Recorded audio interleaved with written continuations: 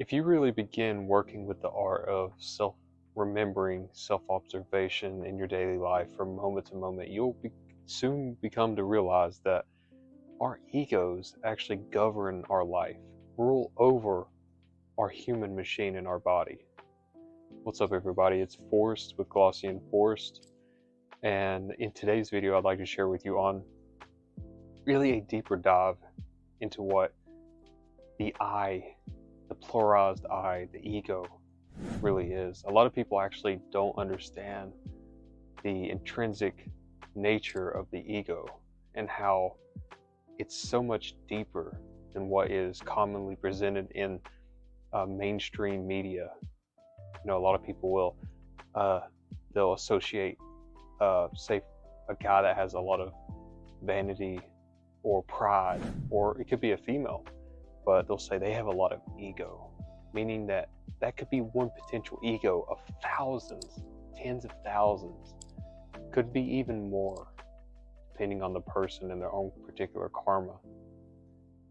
But by understanding this alone, understanding that we are a multiplicity of egos, we have many selves within.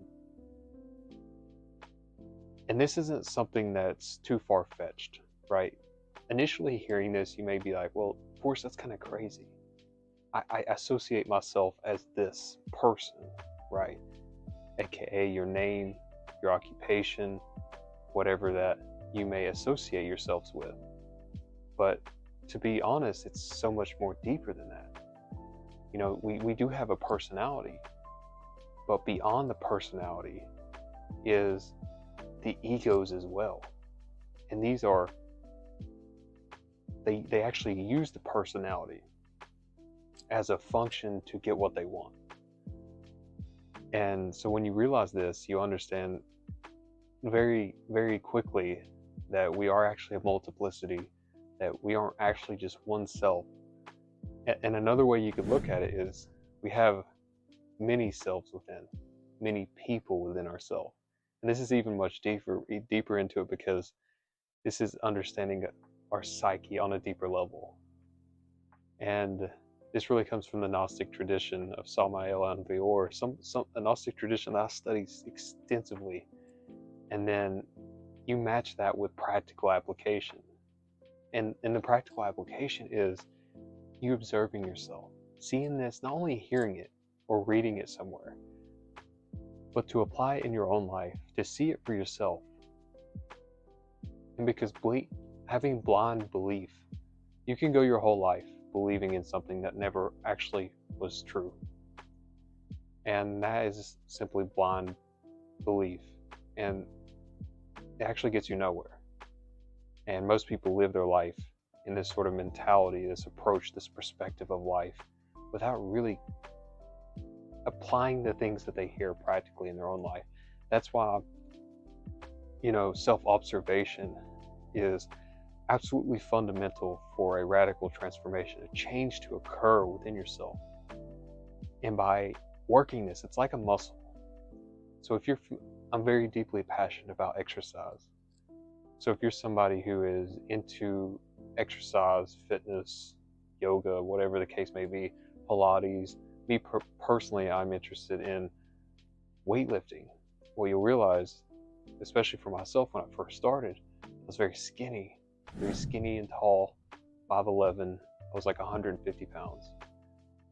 My muscles were very weak. And in the same way with self-observation, when you begin to work it like you would a muscle, meaning that you use the ability to observe with the consciousness, with your awareness, from moment to moment throughout your whole day, it begins to build itself, strengthen itself over time. And this becomes easier to use. It becomes more natural.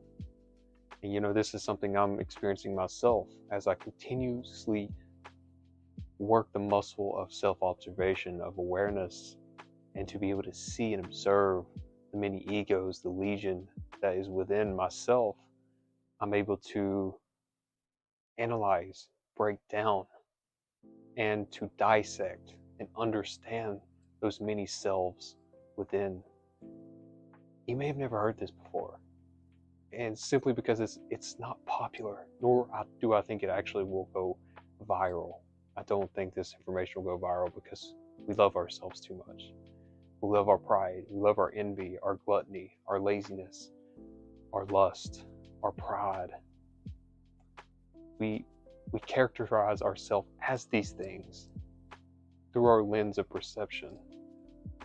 But in truth, what we truly are